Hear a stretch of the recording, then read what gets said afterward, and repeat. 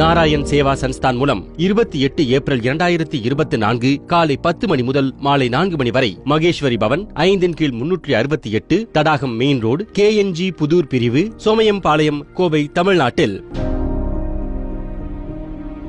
பிரம்மாண்டமான நாராயண் இலவச மூட்டு மற்றும் காலிப்பர் அளவீட்டு முகாம் நடத்தப்பட இருக்கின்றது.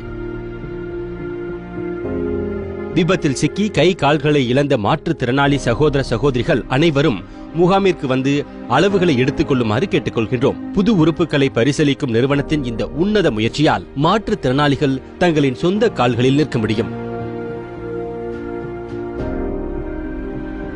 மேலும் விவரங்களுக்கு 8660465405 அல்லது 7023509999 என்ற எண்ணை தொடர்பு கொள்ளவும்.